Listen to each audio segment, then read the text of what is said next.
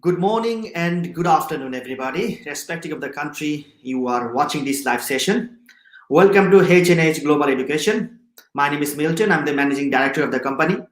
As part of our series live session started on 28th of May, we invited today one of our another key partner, University of Plymouth.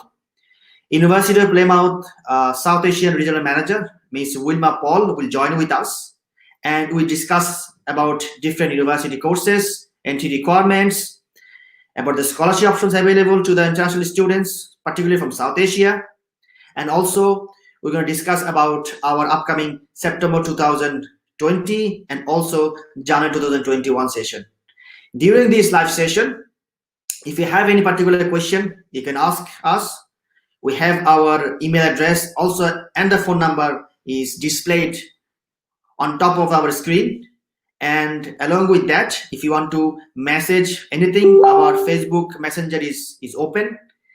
And apart from that as well, we one of our South Asian regional manager for H&H Global, he will also join with us. So, and we're gonna start adding our guest as well.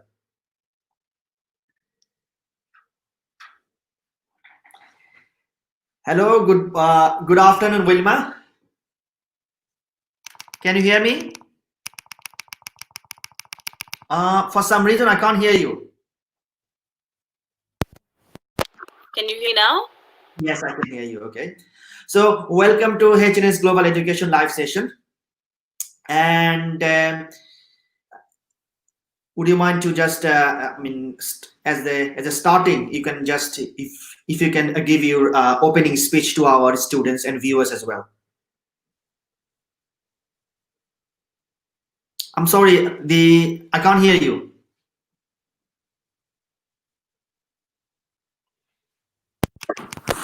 Is it better now? It's better, yes. One second, I'm just going to increase. So the volume is max. Can you hear me clearly now? Exactly, clearly hear you. Oh, great. So hi, everyone. My name is Wilma, and I'm the regional manager at the University of Plymouth, which is a UK university. We are, in fact, a top 10 modern UK university. We are based in the southwest of England, and we're on the coast. So we are actually in Britain's Ocean City, which is a beautiful city, very favorable climate, a very good standard of living. And when I tell you about the courses we offer, that's a plus point as well. So the University of Plymouth has been recruiting students from South Asia for many, many years now. So it's a very warm and welcoming environment to students from South Asia. A lot of familiarity, and a lot of our current students help our future students as well when they come on campus. So it's a very inclusive environment, and I look forward to welcoming a lot of you this September or in January. Okay, thank you very much for your welcoming speech. So, dear viewers, our live session is divided into two parts. Initially, we're going to discuss about different courses, entry requirements. Along with that, we're going to discuss about scholarship options available to the international students, particularly from South Asia. And along with that, we're going to discuss if any international students wants to discuss for any particular course, definitely we're going to go for that. And into the second session, there'll be a question and answers. So feel free to email us, or we can text us as well. And also our Facebook Messenger is open for you guys. You can also message us. So we're gonna go through each of the questions and discuss particular. If you have any different concern about different aspects, we're gonna go for that as well. So as Wilma already mentioned, Plymouth University. I actually personally visited the university couple of years back, I think 2018, and Okay. it was actually situated near to the city center, and that city center we situated in the coastal area. And the university is ranked 101 to 150 under Times University Young University ranking. Along with that, it is top 500 world university. And in terms of the European university, it is ranked 126 to 150th position. So you can see that in terms of ranking wise, it is quite popular for international students. Yes. And along with that, the university has different faculties. We're going to go through that, each of the faculties, and discuss about particular aspects as well, along with the entry and other part. And Wilma, I'm gonna add my Indian regional manager, Mr. Subhash Adak now. Sure. Hi Subhash, can you hear me? Yeah, hi Milton, hi Wilma. Hello, hi, how are you? I'm okay. How are you? You can give your welcoming speech to our and also Wilma as well, please. Thank you so much, Milton. Hi Wilma and other students as well. I am Subhash Adak, Indian manager for H&H Global Education. To all Indian students will be contact for upcoming intake for September 2020 for Plymouth University, and our rest of our contact details and email address are below over there. The live session. And for any other for course detail for any other admission query, please contact us. Thank you. Okay, so we can start discussing from faculty point of view. We can start with the University Plymouth Science Engineering faculty. So if you can start discussing with that, please. Would you like me to start with the subjects that we offer? We can start with the faculty science and engineering, how the faculty is, and we can discuss about some of the subject areas which majority of the South Asian students want to come, and give more information about that. Right. So Plymouth has been traditionally known to be a marine and maritime education offering institution. Our roots lie in navigation, actually. So therefore, around the world, we are very, very popular in both the maritime aspect of studies, so business, logistics, shipping, navigation, as well as the marine side of things, so biology, oceanography, hydrography. So I always tell students, if you can find a subject anywhere under the umbrella of earth and marine sciences, Plymouth is a very good option because we have very, very good courses taught by leading industry and research experts in these fields. So yes, globally we always get picked out for marine maritime courses. In fact, even in India, it has been one of our star performing faculties, and we continue to do research in these areas as well. Plymouth has received 3 times the Queen's Anniversary Prize for our contribution to education in marine and maritime sector. And as you know, climate change and sustainability is so trending these days, and everyone's becoming so alert and aware of the issues that we face globally in the environment. So again, our courses are becoming and gaining more popular because we do offer courses in renewable energy, in environmental sciences. A lot of our biological sciences also have this conservation streak in it. So yes, that is our main and most important factor. But apart from that, we are also very well recognized in architecture and design. We are ranked in the UK for our architecture courses. We offer the REBA accredited bachelor's and master's in architecture. But of course, students who do not want to study an accredited course and, professionals who want to come and learn something more in architecture, we have the non-accredited courses as well. Moving ahead from that, especially in South India, we are very popular in our engineering and computing. So we have very popular courses in cybersecurity, in data science, in computer science, and electrical engineering. These are areas where I think we have a majority of our applicants coming from, South Asia as well. I would like to mention and highlight robotics. It's one of our star, teaching areas. Plymouth does a lot of work, again, globally in robotics, in artificial intelligence. We have robots on campus. So students who study an undergraduate course and postgraduate course get access to all of our humanoid robots. And they obviously build a lot of robots as well when they come. So it's really fun course also to be studying. And the last but not the least, I would like to highlight our healthcare and medicine. So Plymouth is a provider of healthcare in the southwest of England. In fact, we have the NHS Trust Hospital situated in Plymouth. So lots and lots of students come to study our nursing and healthcare courses.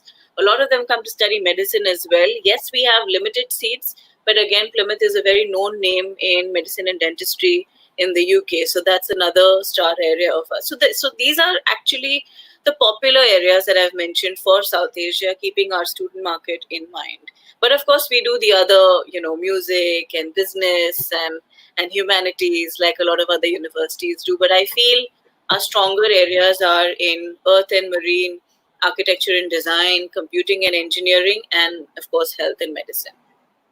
Okay, thank you very much, Wilma, for explaining that. We can see that we have for last couple of sessions, we have seen that a lot of Indians, Bangladeshi students, are interested in data science, cybersecurity. Yes. These are the courses that mostly from Hyderabad, Hyderabad in Absolutely. so Yeah.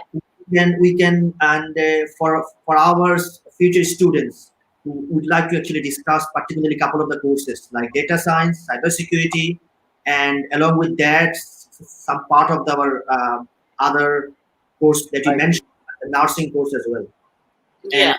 So actually, we recently did a subject-specific webinar with our faculty in computing, and especially for data science and cybersecurity and computer science. We'd be happy to do one with you as well. So basically, because these courses are so popular, we're kind of reaching out to students to tell them why they should study at Plymouth and what kind of employment opportunities they can look at after studying these courses. As you know, the profession of a data engineer, a business analyst, a data analyst is so trending and is so popular, and there will never be a shortage of these kind of jobs. Yeah. So in this particular course, we do give them some exposure to what it's like in the industry as well. And for those who are hardworking and are alert and active enough, we also help them secure some good placements after their courses. So a lot of our undergraduate courses actually have the third year in industry, where they go and work, and it's paid. So it's a paid placement here. So that's a very interesting, offer that we have to a lot of our courses in science and technology. So students definitely benefit from that third year in placement. Okay, so that means you are saying that for bachelor degree courses, students have 1 year work placement, and that will Yes, be in the third year, and in the masters they can do it after their course. after their course, and Yes. because of the post-study work visa, the 2 years, so they can take this opportunity as soon as they finish their courses. Yes, so they can stay back. Yes. And we basically we have two applications already in one of your nursing faculties as well. It's BSc in nursing. Because a lot of there are some good shortage in the UK market for like qualified nurses, and I think a lot of students are coming from India and Nepal, particularly for nursing course. And Yes. And some of the students came to us and they want to study at Plymouth University, particularly for nursing. If you can just mention a couple of the things, if you So one good aspect is that we have two types of nursing courses. One is adult nursing and one is for children. So they can choose, but also for students who want to do a little bit of healthcare as well and not just nursing. So we have that option as well. Yes, there are a little more entry requirements than the ordinary. There are some extra requirements that we have as most universities do where health is concerned, because obviously you're dealing with another individual, so there are some checks that are done as a part of the process. But yes, we've had students who've come from South Asia. They can also because they do that course with us, I think they get some access to easy registration paths as well to becoming to securing practice as a nurse in the UK and all of that. So yes, and like I mentioned, we have the NHS Trust Hospital just outside of Plymouth. So actually nurses who study with us have an excellent opportunity to actually do some work while studying, and not just do shadow work, but actually do real work with doctors and surgeons and other practitioners. So it's a plus point for anyone who wants to study and nursing to study at Plymouth. Okay. So, and a lot of students asking us is about the BSc nursing with registration. So, what type of things they need in order to apply for that particular course?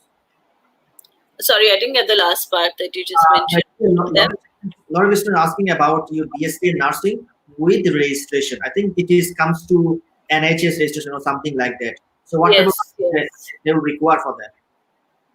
I think they fulfill those requirements when they're on the course, if I'm not mistaken. We do insist on certain entry requirements, for example, the IELTS, the English language exam. So usually we're known to waive off IELTS for a lot of students who have a particular score in their 12th and all of that. But particularly for nursing and other medical and healthcare courses, we insist on the IELTS. We want students to give the IELTS and score a 6.5 or higher in that. Apart from that, there are interviews also for students who apply to this course. But for registration, it's after they sort of come to campus and start the course.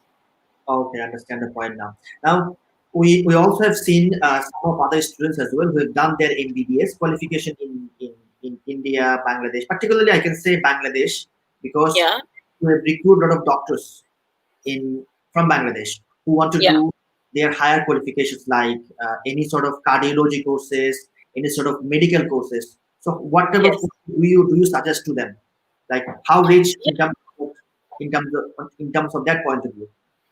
Yeah, so we do have some particular courses, very limited though, because as you know, only full-time courses can be offered to international students, and a lot of the other ones are part-time. But we have courses like critical care, we have some surgery-related courses as well, if doctors want to study, and what we don't have is a lot of the MD courses, that usually other universities are more better equipped to offer. But yes, we do have a lot of these specific niche postdoc courses that they can pursue with us.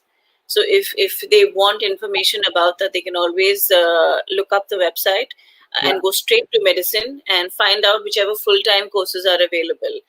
Those will be applicable to international students. Okay. So, viewers, as I mentioned as well, that if you have done your MBBS qualification in Bangladesh or any part of in South Asia or any part of the world, we also have country-specific pages. So I think those are also a lot more helpful regarding qualifications pertaining that particular country. So if they can't find something, it's always a good idea to look up the Bangladesh page as well. Okay. So, as you mentioned that if after finishing your MBBS, if you have worked in the industry for 1 or 2 years and you want to specialize on particular something, then you can go to the respective health and science courses. Yeah, just go to the website, medicine, and just check the full-time courses, and you will find something, definitely.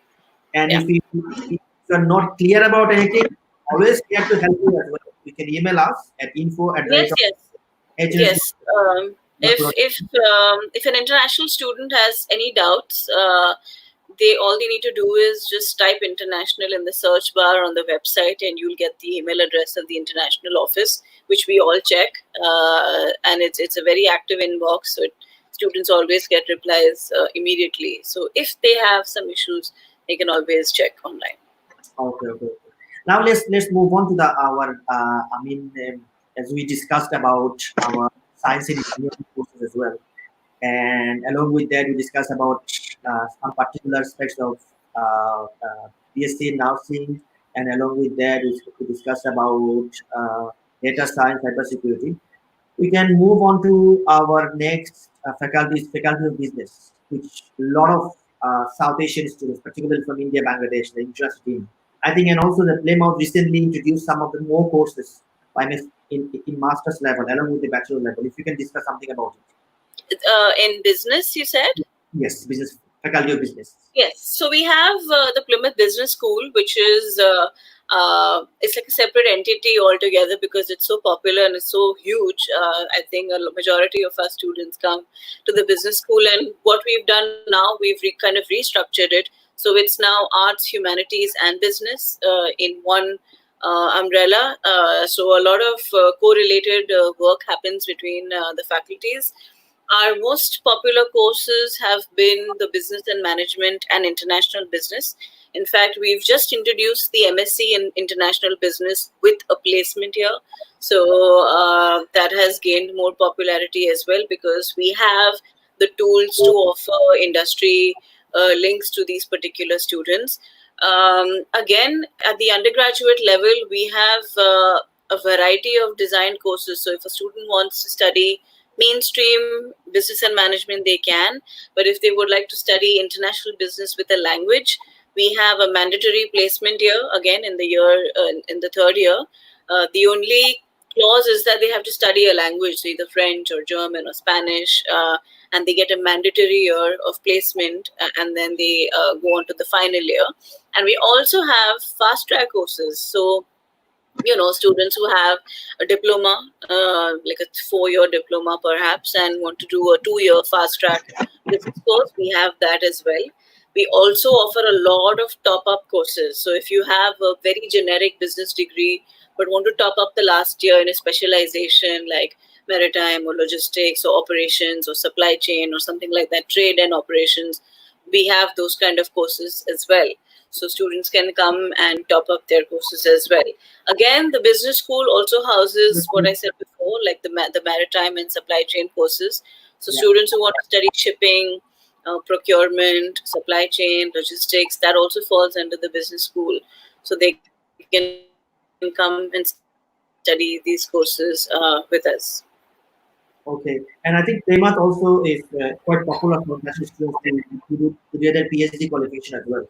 And a lot of international students at the moment are studying in your business faculties for their postgraduate research qualification. And in terms of the accounting and finance, I think there are some of the courses recently started as well, isn't it? Regarding accounting and finance. Yes, please. Yeah. And are we talking about PhD? Did you say? I mean, we're talking about master's level along with that PhD level. Yeah. So we, along with business, of course, we have finance and accounting and finance both. So there's a choice. We also have HRM, human resources as well. Yes, there are a lot of areas that are offered at the PhD level as well. We usually get master students, obviously, who want to do a PhD. For those who don't, there are some kind of courses they can take to bridge the gap, for example. So MRes courses, Master of Research, which are for 1 year. And then, of course, there are... so our PhD tends to focus towards individual subjects like leadership, knowledge management, and some other niche areas. So it's not generic, basically. What we don't have at Plymouth, which is fine actually, is the MBA, because we don't offer the MBA, but as an alternative, we have the MBM, which is the MSc in Business and Management, which is very similar. The content of it is quite similar. It's just that we don't require a student to have work experience for that particular course. So they can study it immediately after their degree. And that course actually is quite popular in India for us, the MBM. Okay. And I think for international students who want to do their accounting and finance qualification, just to let you know that Plymouth University accounting and finance courses are accredited by a lot of chartered accounting qualifications like ACCA. They are approved by ACCA. If you've done your bachelor degree qualification, you will get some exemptions if you want to move on to your next level. Along with that, I think Plymouth MSc accounting and finance that has been approved as well. If you've done your masters, you'll get some exemptions if you want to do ACCA or any other accounting qualifications in future, professional accounting qualifications in future as well. And we can move on to I also want to make a small mention about UPIC. It's our Navitas partner on campus. Yes, it's called University of Plymouth International College. And they actually do the foundation and pre-masters for us, but they also have an integrated year 1. So if a student has a lower entry requirement, the university entry requirement, they can always do their year 1 at UPIC, which obviously will have a lower entry requirement, and they can straight away come into year 2 at the university. So I just wanted to mention about UPIC as well, because we do get a lot of students who make it to UPIC first and then University of Plymouth. Okay. So dear viewers, as you mentioned as well, that international students who has lower grades in their 12th grade or any in high secondary in Bangladesh, we always welcome to come to the University of Plymouth. I think in terms of Bangladeshi students, as far as I'm aware, that students coming from India, as long as they have started mark in 12th grade, they are coming for direct bachelor degree. And for Bangladeshi students, majority students need to come for UPIC, if I'm not wrong. Am I correct? Sorry, I didn't get the last part. No, what I'm saying is like majority of the Bangladeshi students coming to the who wants to join in a bachelor degree program, they want to come to UPIC because of the entry requirements in high secondary in Bangladesh. Yes, right. And also UPIC has, I mean, there's not much of a difference. They're on the same campus, same facilities. Students get the same ID cards and everything, but they have smaller classrooms, so more attention is paid to students, closer attention, and they really help kind of raise their entry requirement expectation that is required by the university. And UPIC does very well year on year, so they get good numbers of students from all over the world to study foundation, and now of course the integrated year 1 and then go on to year 2. Okay. So dear viewers, as you mentioned as well, that UPIC has a lot of variety of courses. After finishing your foundation, you can move to any of the particular course you want to go for: business, science, engineering, maritime, or any other nursing or any courses that you want to go for. Yes. So feel free to email us if you want to know more about it regarding the bachelor degree programs that UPIC offers, and along with that, the direct entry requirement. We can move on to the next faculty. I think it's one of the quite popular nowadays, which is geography, art, and environmental sciences. And we have received a lot of queries regarding Plymouth University's environmental science course, particularly from Bangladesh and Indian point of view. If you can say something about it. Yeah, so like I said before, it's our forte, it's our star course area actually. Not just environmental sciences, of course we do have that, but even students who want to do environmental consultancy, so business students who don't really want to get into the science aspect of it, but the business aspect of it, they can do that as well. There are a lot of live projects that the university is involved in, where climate is concerned, where water conservation is concerned. I'm not sure about Bangladesh, where we are very much involved, even in India, with a lot of NGOs who do work in these particular areas. Yes, we are more attracted towards anything to do with marine, the ocean. So definitely, because we have expertise in that particular area. So, and even something as simple as a BSc in biological science, and again, all those programs have the third year in industry, which actually gives them a great opportunity to work with a particular company, either in conservation, sustainability, or just maintenance, basically. But yes, we have a very, very wide range of courses in earth, geography, and marine sciences, right from renewable energy to coastal engineering, and to marine sciences and ocean sciences.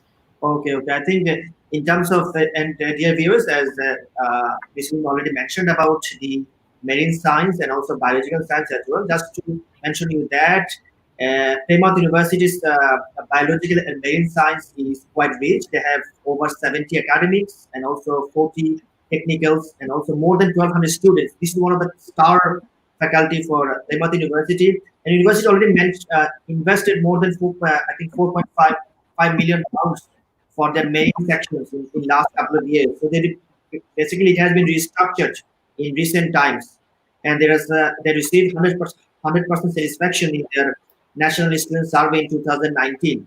So it is one of the faculty that international students should focus on if they want to come for Plymouth University, along with their other faculties as well. So let's Yeah, Wilma, if I'm not wrong.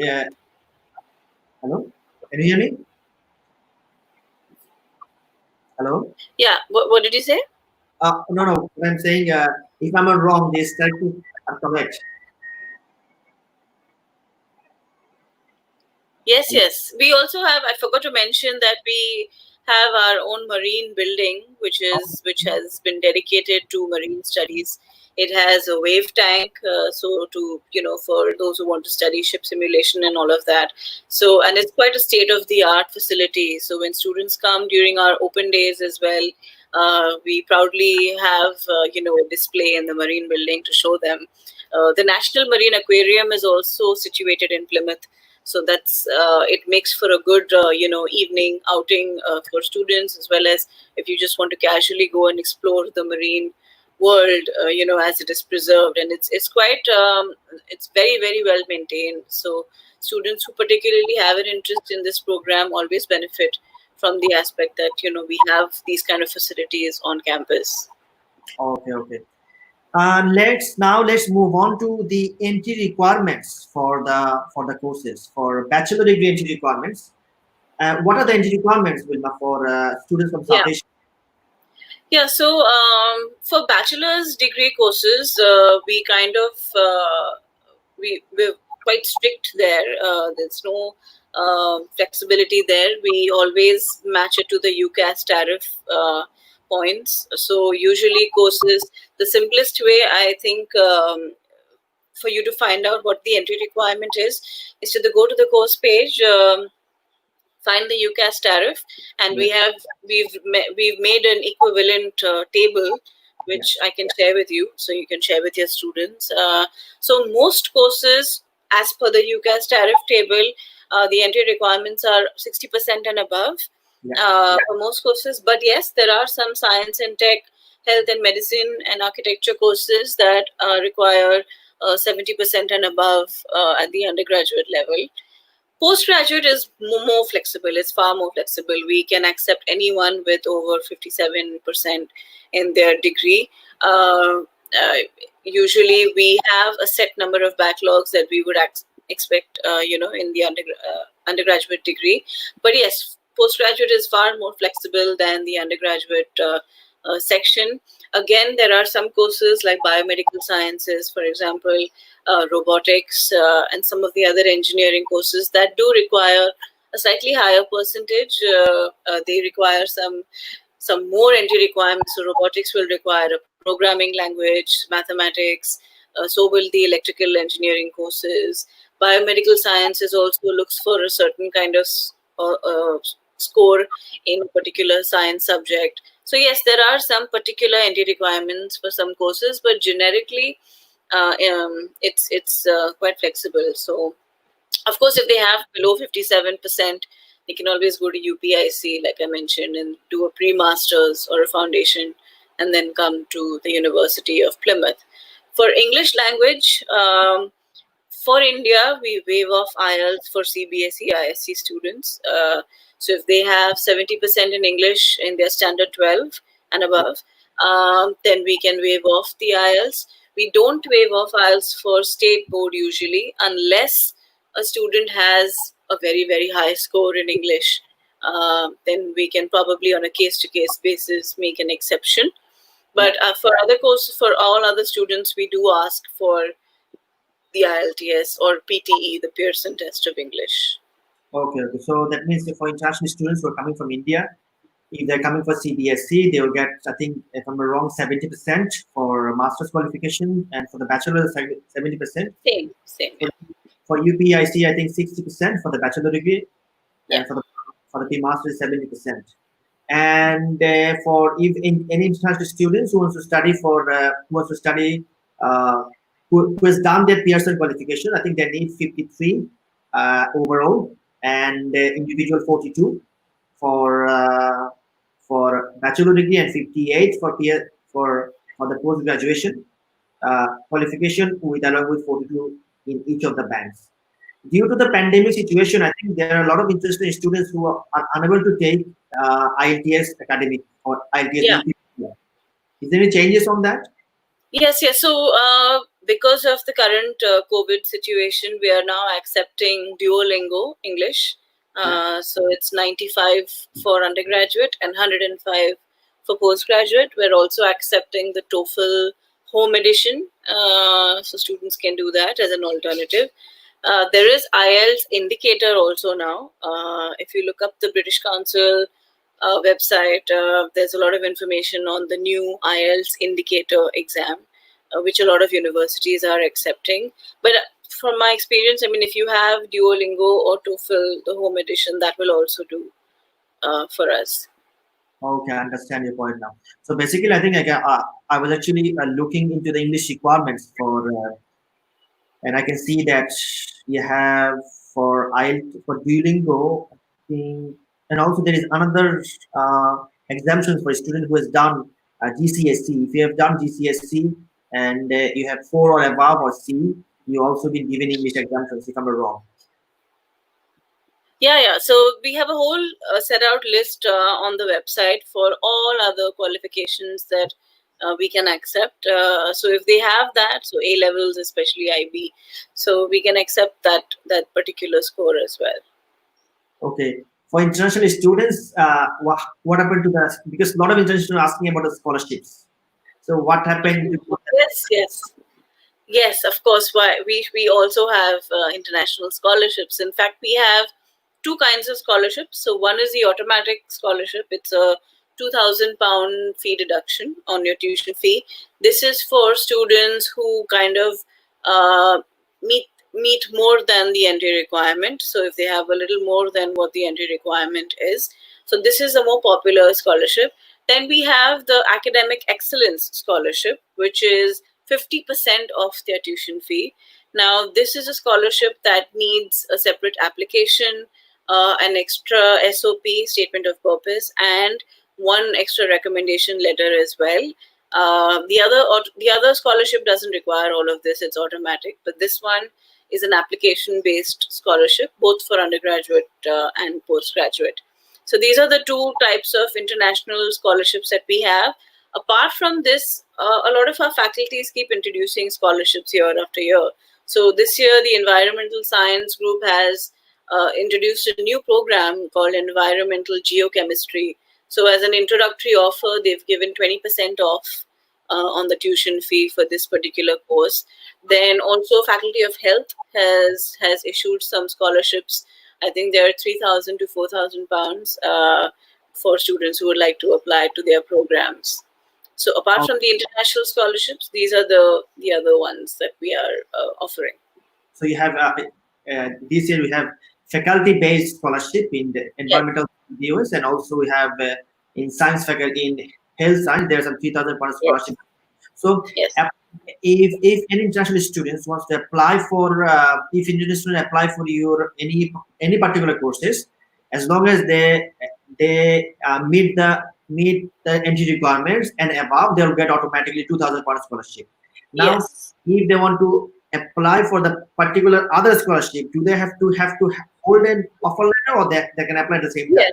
Yeah. So any scholarship that has to be issued to a student will only be issued after they have an offer, a conditional offer from us. Obviously, not before. The scholarship team kind of meets in June, because the deadlines are 30th of June. So by then, we ask students to finish with their scholarship applications by then. And the results are then announced in the first or second week of July for the scholarships. So by then, obviously, students have their offer letters by then. Okay. So during the pandemic, because we are going for some unprecedented amount of problems because of coronavirus. So is there any changes of the deadline or anything? Yeah, so we did not start issuing CAS until now. So usually CAS letters they begin issuing CAS letters in the beginning of May. So obviously, because of the situation, everything has been pushed a little bit, because we know we're still waiting for academic results. So those also have been delayed. So we're aware of the situation everywhere. So automatically, there will be some consideration for, we don't want to put a deadline to anything, but we will have a basic consideration of on a student to student basis, basically. But yes, we will show some compassion towards this particular situation. So I think by a month they will kind of extend some of the deadlines, but we don't have a date yet. We don't have a date. Okay, now I was actually talking about the scholarship deadline that you mentioned as well, that regarding June session. Yeah, usually it's 30th June. If we think we have some applicants after the 30th of June, we will definitely consider them based on their application history. Yeah. And if it has been affected by COVID. Yeah. COVID-19. Okay. So, dear viewers, that we still have time for September session. So the scholarships still available. So feel free to email us and also join us as well. And send your academic qualifications so that we can send your applications and get you offer letters as quick as possible. As you know that because of the COVID-19, although it has been delaying the results in, I think in India, the central board examination result is still not been published yet. Same as to Bangladesh as well. There are some delays in terms of the result publications. Also, result taken in so what we've done at the university now, keeping the current situation in mind, is that for students, I think, who cannot submit their final results, we are in the process of developing a system where we can accept the closest result that can be declared. So we will ask for an assessment from the students, teachers, HODs, as to what their predicted percentage would be. And I think we are in the process of accepting that for students who absolutely will not get their results before September. So we're making provision for that as well. Okay, we said that there will be some provisions as well. So Yes. they can issue offer letters based on the expected results. Yes. For students who absolutely want to come to us in September, but who are unfortunately not going to get their results before November, so definitely for them we will have this particular provision. Okay. I think one of my colleagues in India want to say something. Subhash, yeah, tell me about Actually, in India, the 10th and 12th result has been declared since the last week only. So maybe the students will be now they are ready for other inquiries, forward inquiries. Well, after for the bachelors and all. Okay. So that means 10th and 12th result has been published. Yeah, this has been declared. And how long is it going to take to give them an official transcript or something from that particular students? They already, I think, the online they have received everything. From the received online results. And the university accepts online transcripts to issue the offer letters? We will now. We will make a lot of changes to the way we accept qualifications. So whether it is provisional degrees or online results, predicted grades, anything will be accepted as well. Yeah. And we have some students coming from other part of the world. They're asking. They have done even in India as well. They have international baccalaureate qualifications. I think Plymouth University accept those qualifications as well. If I'm not wrong. The IB results you're talking about? IB, yes. Yes, yeah. Because obviously IB is more global, so we've definitely got a provision in place to accept the nearest grade that they've received. So yes. Okay. So dear viewers, actually we discussed about the entry requirements, the IELTS requirements for Plymouth University Bachelor program. Along with that, there's some scholarship options as well. And we're gonna go for question and answer sessions within a very short time. So if you want to ask any particular questions, we're seeing that we received a couple of questions already. We're gonna go through one by one, and we're gonna discuss about that. Now, along with the scholarships, entry requirements, IELTS, majority of the UK universities, if I mentioned about name-wise Kingston, Hertfordshire, Surrey, and other universities, they're delaying their September session to October or even November. So, because of the COVID-19 situation, is there any particular things No, we're not delaying. We're starting on schedule, but obviously we will have an extension. But we're not pushing our intake date so far. But yes, we are offering a few courses in January. Okay. All applicants who have already applied to us basically and have a reference number, they will be receiving some kind of information, I think, by next week as to whether their course is being offered in January or not. But yes, we do have a lot of courses, postgraduate courses that for which we will offer January start. But otherwise, we're set to go in September itself. Okay. So that okay. Dear students, uh, you can start sending the applications to us, sending your documents, so then we can start sending the applications to Plymouth University. You get the condition offer letter, and also you can pay the deposit as well. I think the deposit requirement is 2,000 pounds initially, and you have to pay 50% of the tuition fees before the enrollment date. Although we recommend the international students to pay as much as possible according to their, because they have to pay anyway. And what are the actually fees requirement in terms of for international students? Is there any installment plan or anything comes up once they come here? What plan? Sorry. What are the fees requirement? Like, in just some of the international students wants to Yeah, pay. so we've started accepting deposit payments now, which is £2,000. Yeah. That will be deducted from their tuition fee. The undergraduate tuition fee is 13,800, and the postgraduate tuition fee is 14,800. Students usually pay in two installments. So first they pay their deposit, and then the balance fee is paid in two installments. So one before enrollment and one after their first term. So basically in January. And also obviously they have to show living expenses for visa, so that I think now is a good time to start preparing for all of these things, for visa basically. So once the offices, the application centers open, they can quickly make their applications. Okay. And if any international students receive an offer letter for September session and they pay the deposits for some, because the way the COVID-19 goes up in Bangladesh, particularly Bangladesh and India, Yes. is going up day by day. So if any student fail to attend your January, your Yes, we will definitely. So there will be a process. We will ask a student personally also about their situation. And after they've made their final decision with good reason, we will definitely be compassionate towards refunding their deposit payments. deposit payments. Okay, dear viewers, so so there is no need to worry about your no need to worry about your fee reductions or anything. If you are if you're confident enough, you can start sending documents to us. We will send the application to the university. You'll get the offer letters and you pay the deposit. And we are very hopeful that the September session will go as usual.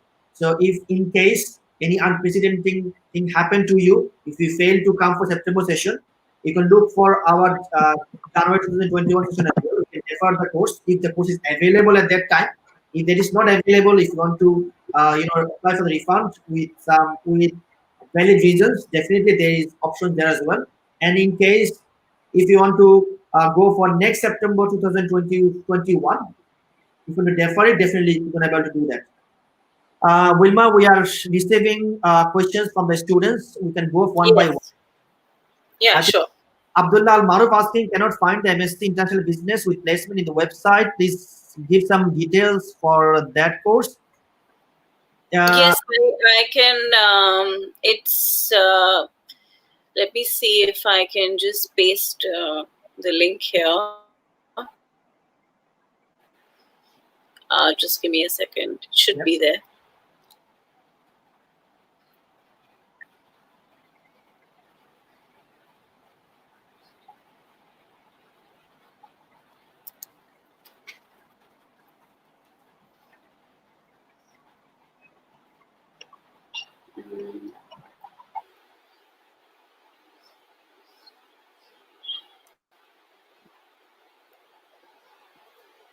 Yeah, it's right here. It says 1 year plus optional placement. So that's. Should I just paste it in the chat box? Yeah, that'll be great.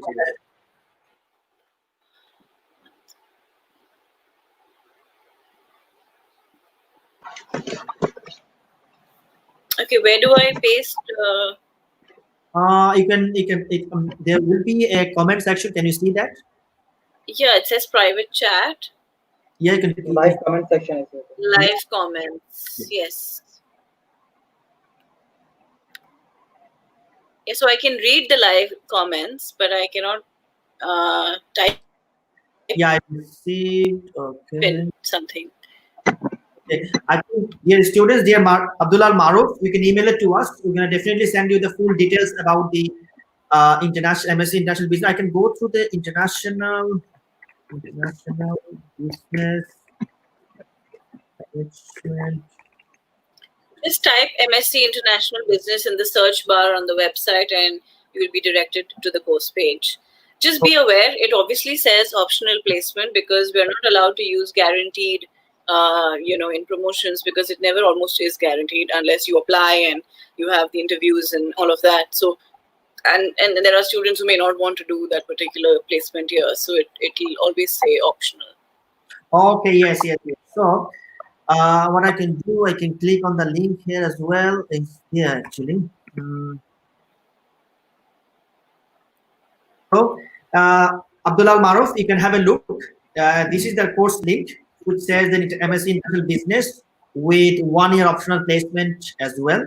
You can see the entry requirements over there: 6.5 IELTS, no less than 5.5 in any sections. Now, if Wilma, if I'm not wrong, if any international students they get 6.5 overall, but one of the sections is 5.0, will the university issue an offer letter with a business and English course? Yeah, we do have pre-sessional English language. So we have starting from 2 weeks to 12 weeks. So usually if I see that a student has a lower band in a particular subject, so then yes, definitely I will recommend them to ELC, which is our English language center.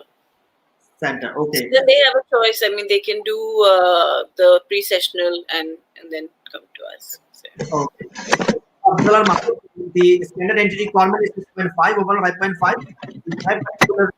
And you can go to the course modules as well. Just to let you know that we have scholarships going on. So your 14,800 tuition fees, you can apply for 2,000 international scholarship.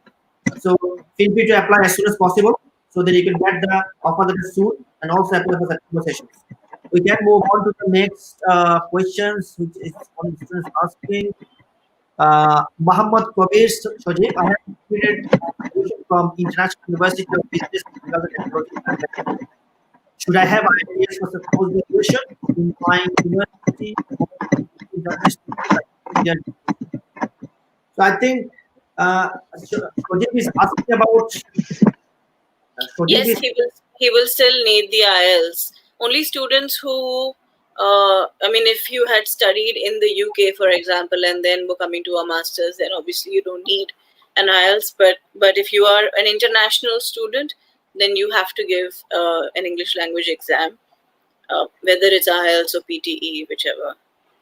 Okay, so Kabir, I think you get the answer already. That if although you have done your bachelor degree from a university where there are a lot of international students studying there, you in the IELTS requirement, which is 6.5 for the master's qualification, no less than 5.5, and for bachelor degree, I think you have done graduation already, so you need 6.5 overall. You need 5.5.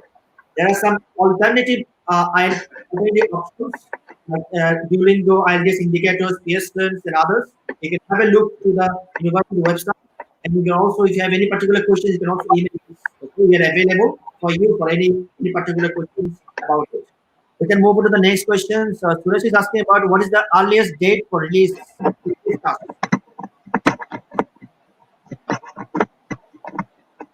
So we've started accepting deposits and we'll release cashes as well. So we've begun that now. So the process is in motion. Okay, so Suresh, you get the answer. The university already started the issuing the cash. Is Suresh an applicant? I think. Suresh asking the second question as well. Suresh, I have 70% in my graduation. How much scholarship I will get for the business courses? So he'll definitely get the 2,000 automatic scholarship in my as per my advice. Yes. Yes. So Suresh, you will get a 2,000 for automatic scholarship if you apply on time, and I think there is a deadline. Before 30th mostly. Sorry? Before the 30th of June. Yeah, before the 30th of June, you have to get it. And I was thinking about how students can start their courses from September session in existing travel restrictions all over the world. Yes, so we are aware of this. We are also waiting for the visa application centers to open. We've received information from UKVI and from the British Council that they will open. But of course, we understand that it will take a lot of time. At the university, we are kind of prepared for students who come in. Obviously, the rule will be that they quarantine themselves for, I think, 14 days. So we've introduced a mix of blended learning and learning in class, so they can be in their accommodation and register for the online classes and complete their studies that way. But yes, I mean, that's really out of our hands, right? The travel restrictions. If it does not, if the VACs don't open right until September, then there's nothing that either of us can do. So either we will process a deferral, or we will see what has to be done at that particular time. Because right now, I think none of us have a date as such as to when it will open and when visas will be issued. Okay, so you get the answer about it. That there's no, we cannot. We are optimistic about our September sessions, and we are actually receiving applications for Plymouth University. So we can start the process for September session if any unprecedented things happen regarding the travel restrictions or anything, and the university will take individual cases about it, and also if any deferral needed, they will do that. And in terms of the refund, there will be refund done as well for any particular reason. So let's move to the next question. Prasham Gopinath, what is the English requirement for IELTS exams? So, Prasham, I believe you're from India. If for Indian students, if you have CBSE and 70% marks, you'll be given IELTS exemptions, and all other boards will be given on case-by-case basis. Mostly, you need to require 80%. If I'm not wrong, Wilma. Yeah, so CBSE, I see 70% and above in Standard 12. If it is a state board and if you have maybe more than 80% in English, then we may consider for a waiver, but I cannot confirm. Okay. So that's what we have right now. Yeah. And levels and IB also. Okay. What's the next question? Yeah, next question. Sakib, you asked me about the UCP 3.20 out of 4. How much scholarship? Sakib, depending on the courses you want to go for, you have some, you will get definitely 2,000 points. If you can answer this question, please, if you, Wilma. Yeah, you can definitely apply for the Academic Excellence Scholarship, which is the 50% one. But yeah, like I said, we will need an extra SOP recommendation letter as well. Okay. So Kabir, as you have done, I think you have done your bachelor in agriculture or environmental science that you mentioned in your previous questions, and your CGPA is actually excellent, 3.72 out of 4. So I recommend you to do your IELTS, get 6.5 overall, and individual 5.5. You're definitely gonna get 2,000 pound scholarship, international scholarship, and also for academic excellence scholarship, which is 50% of the tuition fees. You need to apply for a particular. You need to submit one particular personal statement and along with the other documents as well. And there is a particular deadline, which is 30th of June. So you don't have time for that. So do your IELTS or IELTS indicator as soon as possible and submit the qualification to us. We're gonna get back to that. So dear viewers, you can start sending out questions as well. Our live session will be ending very soon. So if you have any particular questions, you can still ask. Okay. The another question we received, Yes, accommodation. I'm so sorry we didn't talk much about accommodation, but at Plymouth it's not a problem. We have surplus accommodation on campus as well as off campus. It's a very large university, so we have a very huge campus. And we have both on-campus and off-campus accommodation. Usually, undergraduate students prefer to live on campus because they're new. They like to be close to their labs and lecture halls.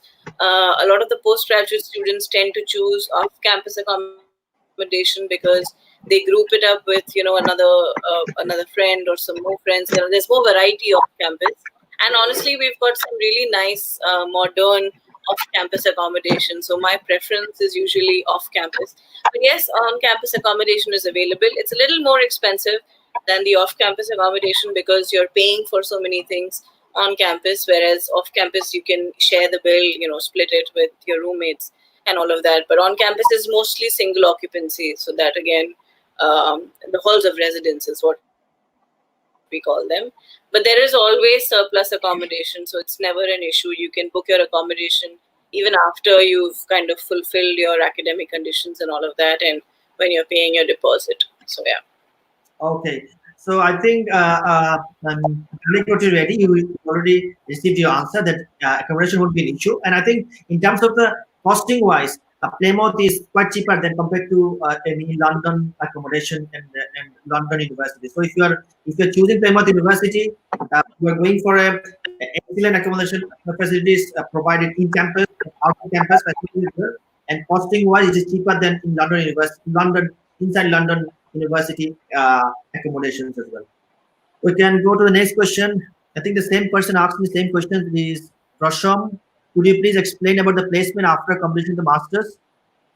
So usually the interviews for placements happen when their second term is ending.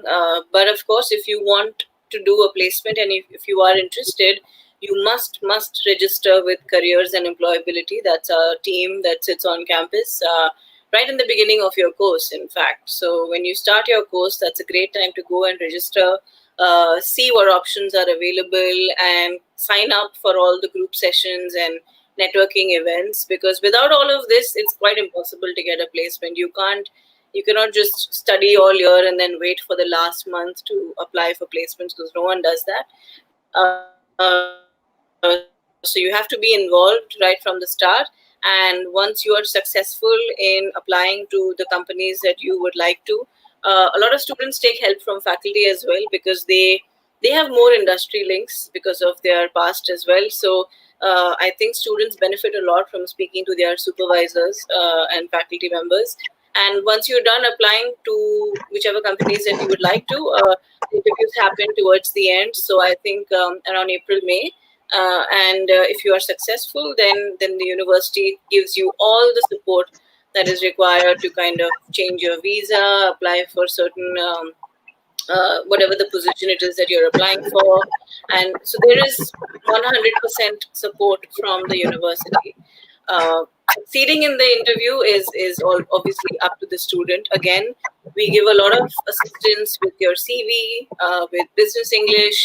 So we do all of the preparatory bits that we can do before. But and of course, once you obtain a placement, then there is a team called ISA, International Student Advice. They will process everything visa related. So you will have to book your appointment with them once you've got your placement offer. And they will explain all of the other formalities to a student, whether it is visa extension or banking related, any of that. Okay. I particularly want to mention your ISA faculty, international student study, international.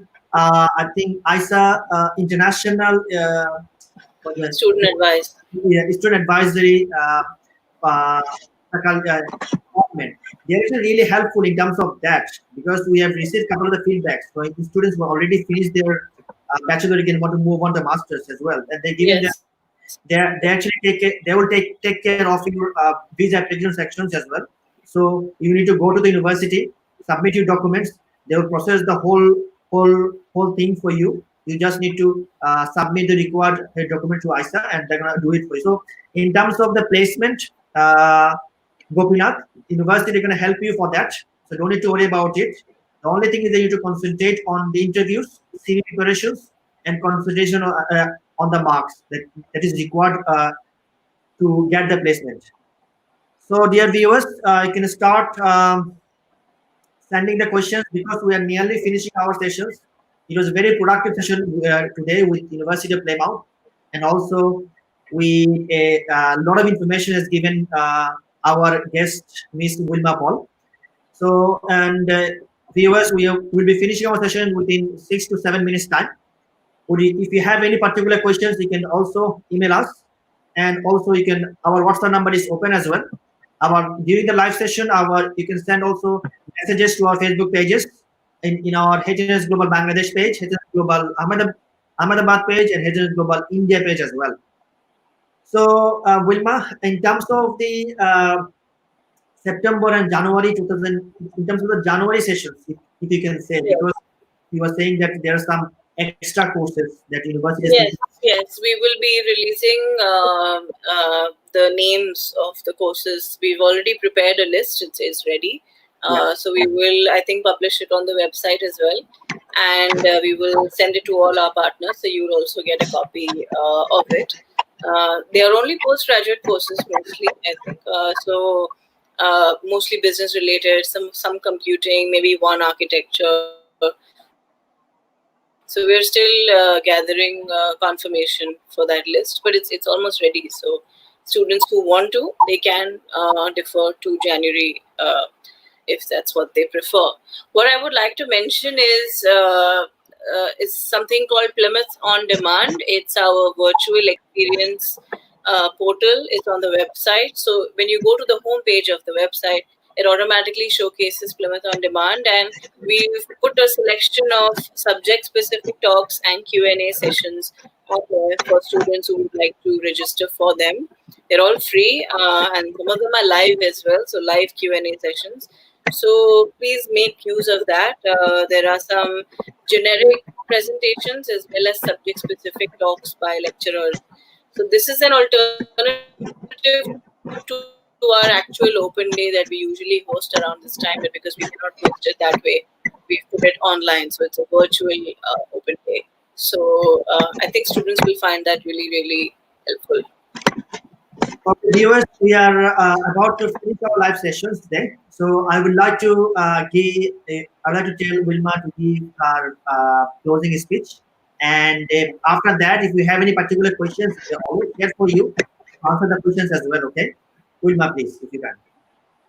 Yeah, so I just want to thank you, especially H&H Global, for giving us this opportunity. We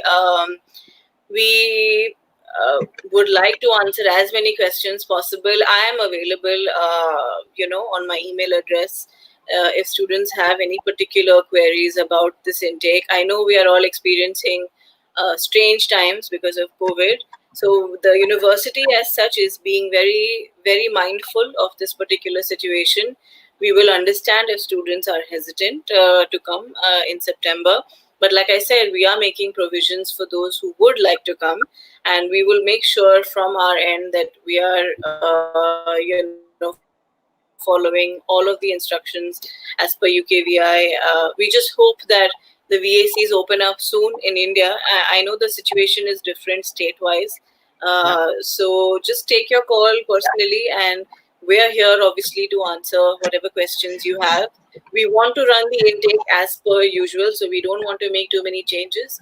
At the same time, we want to ensure that we are offering quality education and service and assistance. So in India and South Asia, I am available for any assistance and any queries that you may have. But the international office is also extremely proactive. So for those who want to reach out to the international office, please do. Their email address is on the website. And then they will figure out a way to help you in the best way they can. Yes, the application turnaround is experiencing a little delay.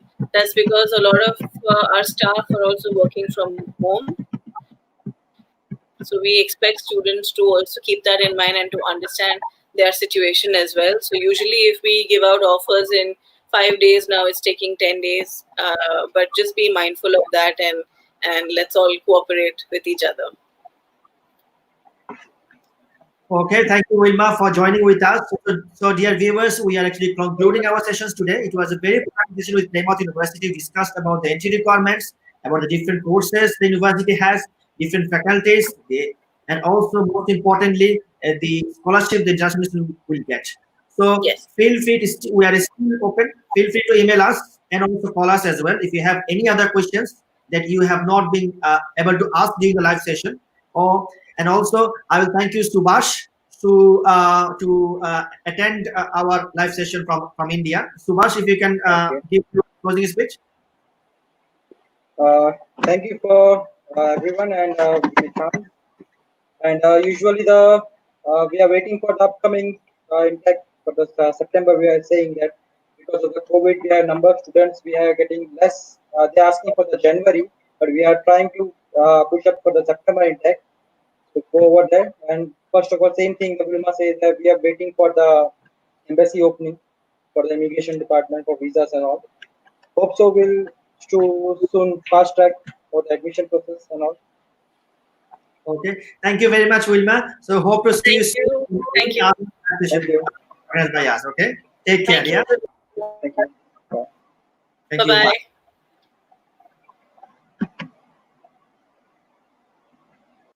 Okay, so dear viewers, we are concluding our live session today. So it doesn't mean that you cannot, if you are not being able to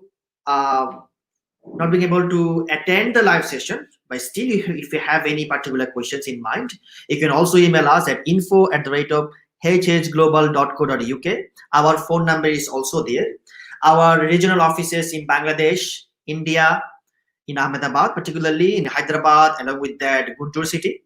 And if you are international students who finish their foundation course in the UK but they want to join their bachelor degree, or if you have international students who finish their bachelor degree and want to go join to the master's qualification at Plymouth University, our London office is always is open from end of May, and we are still giving online counseling sessions. There will be more sessions coming up. For example, in Friday there are more universities coming. The next week there will be 2 more universities are coming. So today we discuss about the Plymouth University, the courses and everything. So if you have any other questions that you have not been able to ask during the live session, feel free to email us, feel free to WhatsApp us as well. We are able to help you. Okay, take care. See you into our next live session, which is on Friday, where the University of St. Mary's are coming. Okay, take care by this time.